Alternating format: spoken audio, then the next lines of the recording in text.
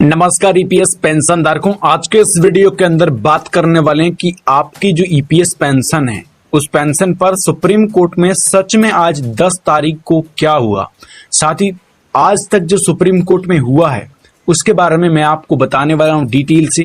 तो प्लीज दोस्तों आज के इस वीडियो को आप पूरा देखना, पूरा सच मैं आपको बताने वाला हूं।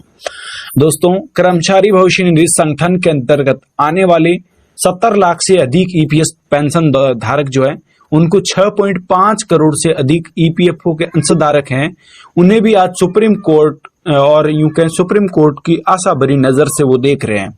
ऐसे में दोस्तों आपको बता दें कि लंबे अरसे के बाद 3 जजों की पीठ के सामने चल रही जो लगातार 5 दिनों से सुनवाई होने के बाद में आज 10 तारीख की जो अंतिम सुनवाई थी उसके अंदर क्या हुआ, साथ ही 4 दिन पहले सुनवाई थी उसमें क्या हुआ, पूरी डिटेल में आज हम बात करेंगे। और उससे पहले हम ये समझ लेते हैं कि आखिर ये हायर पेंशन का जो मामला है ये है क्या। देखिए, जब एम्प्लॉय पेंशन स्कीम में 1995 में लागू की गई थी तब जो है कर्मचारी अधिकतम वेतन 6,500 का 8.33% का हिस्सा पेंशन में जमा होता था, जिससे उन कर्मचारियों को बहुत कम पेंशन मिलती थी और जिनकी वेतन अधिक होती थी, क्योंकि यदि कर्मचारी की वेतन 30,000 है तो उसे 6,500 की सीलिंग लिमिट पर अपना योगदान करना होता है। ऐसे अगले संशोधन में भी कर्मचारी और नियोक्ताओं को दोनों को जो है सहमति से हायर पेंशन का विकल्प कर्मचारियों को दिया गया है। ऐसे में दोस्तों आपको बता दें कि जिसके बाद कर्मचारी और नियोक्ता दोनों सहमति के अनुसार कर्मचारी की पूरी वेतन का 8.33% हिस्सा जो है पेंशन में जमा करने की अनुमति और कर्मचारियों का विकल्प में लाभ में लिया जाता है, ताकि जब भी वो रिटायर हो तो उन्हें अधिक पेंशन मिले। ठीक है। ऐसे में दोस्तों आपको बता दें कि इसे 1 सितंबर 2014 को सरकार ने सीलिंग लिमिट को 6,500 से बढ़ाकर 15,000 रुपए करने के साथ ही पेंशन गणना और हायर पेंशन जैसे विकल्प को समाप्त कर दिया था। ठीक है। अब दोस्तों हम बात कर लेते हैं उसके बाद में केरल हाईकोर्ट का फैसला आया। ठीक है। केरल हाईकोर्ट में ईपीएस 95 पेंशन धारकों के हायर पेंशन संबंधित मामलों पर सुनवाई करते हुए 12 अक्टूबर 2018 के दिन फैसला सुनाया था और इस याचिकाओं में कुछ याचिकाकर्ताओं ने दलील भी की थी और ईपीएस में 2014 में जो संशोधन किए गए थे उसमें अधिकतम पेंशन योग्य वेतन सीमा 15,000 रुपए मासिक कर दी थी, जो इस योगदान की मूल भावना के खिलाफ है। पेंशन धारकों की पेंशन में कमी आ रही थी, जिस पर केरल हाई कोर्ट ने ईपीएफओ को 2014 के संशोधन में सुधार कर कर्मचारियों को उनकी अंतिम वेतन के हिसाब से जो पेंशन तथा हायर पेंशन के हिसाब से जो भुगतान का आदेश जो है दिया था।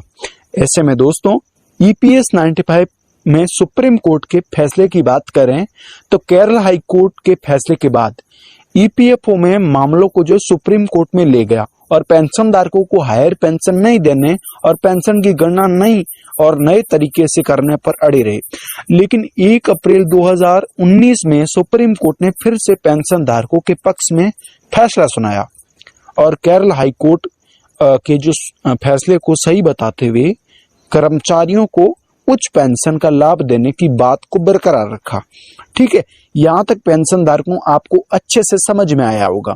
अब पेंशन धारकों आप अंत तक नजरें जमाए रखिएगा, मैं आपको अंत तक सब कुछ बताने वाला हूँ। देखिए, इनके बाद जो है ईपीएफओ की एक पुनर्विचार याचिका दायर कर दी, जिस पर सुप्रीम कोर्ट की पहले 2 जजों की पीठ और अब 3 जजों की पीठ के सामने सुनवाई जारी है। 2 अगस्त 2022 से लगातार 4 दिन जो है 2022 से अभी तक जो है 5 यूं कहें आज 10 तारीख है, अंतिम दिन है, अभी तक सुनवाई हो रही है। और सूत्रों की माने तो सुप्रीम कोर्ट में ईपीएफओ की दलील जो है उस पर हायर पेंशन लागू की जाए और ईपीएफओ को 15 लाख करोड़ का खर्चा बैठेगा और इसे खारिज कर देगा। और इन 5 दिनों की सुनवाई में सुप्रीम कोर्ट ने इस तरह के देश भर के लगभग 67 मामलों पर सुनवाई की है, ताकि सभी पर एक साथ कार्रवाई की जा सके, जिससे उम्मीद जताई जा रही है कि सुप्रीम कोर्ट जल्द ही अपना अंतिम निर्णय दे सकता है। ऐसे में दोस्तों सुप्रीम कोर्ट ने ईपीएस 95 पेंशन हायर पेंशन के इन मामलों पर 10 अगस्त को सुनवाई करने के लिए याचिका को लिस्ट किया था। उस याचिका के बारे में भी बात करेंगे कि आज के दिन जो याचिका थी उस पर क्या हुआ, इसके बारे में भी हम डिटेल से बात करेंगे, तो नजरें जमाए रखना। उम्मीद जताई जा रही है कि 10 अगस्त को सुप्रीम कोर्ट में EPS 95 पेंशन मामलों पर अंतिम फैसला दे सकता है। ऐसे में दोस्तों आपको बता दें कि ये तो 10 तारीख की बात हो गई कि 10 तारीख तक जो है लास्ट बात कही गई थी कि 10 तारीख यानी आज के दिन अंतिम फैसला क्या लिया जाएगा। तो अब मैं आज के दिन के बारे में जो भी हुआ उसके बारे में चर्चा कर लेता हूं। तो प्लीज दोस्तों नजरें जमाए रखना, आपको ऐसी जानकारी किसी चैनल पर नहीं मिलेगी। देखिए EPS 95 उच्च पेंशन मामले की बात करें तो 10/8/2022 को माननीय सर्वोच्च न्यायालय के समक्ष कार्रवाई जो है दोपहर 12:20 की तुलना में एक जमानत मामले के साथ शुरू हुई और EPS 95 कार्रवाई जो है पेंशन भोगियों के वकीलों के साथ शुरू हुई। श्री शंकर नारायण बहस करने लगे और कार्रवाई जो है श्री शंकर नारायण ने हिंदुस्तान कॉपर लिमिटेड का जो उदाहरण दिया, जो एक छूट प्राप्त ट्रस्ट संगठन है जहां वास्तविक वेतन पर पेंशन के लिए मंजूरी पहले दी जा चुकी है और लागू किया जा चुका है। उन्होंने बहुत ही आश्वस्त रूप से उल्लेख किया कि केवल PF फंड को छूट वाले ट्रस्ट द्वारा बनाए रखा जाता है, न कि पेंशन फंड को जो कि EPFO द्वारा बनाया जाता है। उन्होंने ये भी उल्लेख किया कि उच्च वेतन पर संशोधित पेंशन केवल EPFO द्वारा जो परिपत्र DT 23/3/2017 का है उसके माध्यम से परिचालित किया गया था और बिना छूटे वाले और गैर छूट वाले संगठन के बीच किसी भी भेदभाव के CBT उच्चतम मंच के अनुमोदन के बाद सरकार के उचित अनुमोदन के साथ भी श्री शंकर जी ने बहुतार्किक रूप से उल्लेख किया और उन्होंने माननीय सर्वोच्च न्यायालय द्वारा RC गुप्ता निर्णय पेंशन भोगियों को संशोधित पेंशन जो छूट प्राप्त से प्रतिबंध नहीं करता है, क्योंकि छूट वाले ट्रस्ट के संबंध में EPFO SLP को भी माननीय सर्वोच्च न्यायालय द्वारा खारिज कर दिया गया। उन्होंने कहा कि छूट दी गई और गैर छूट दी गई से कोई फर्क नहीं पड़ता, क्योंकि पैसा अंत में EPS पेंशन फंड में जाता है। तो ये सब कुछ हुआ आज के दिन। ऐसे में ये 12-12:30 बजे तक की है। ऐसे में आगे की मेरे पास कोई जानकारी नहीं है पेंशनदार को।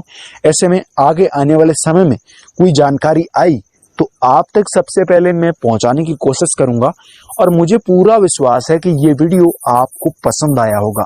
अगर आपको ये वीडियो पसंद आया है तो वीडियो को लाइक करना, साथ ही चैनल को सब्सक्राइब करना और आपके जितने भी दोस्त हैं, पेंशन धारक जितने भी दोस्त हैं, उनको ये वीडियो शेयर कर देना ताकि वो भी अच्छे से जान पाए पेंशनधारक को।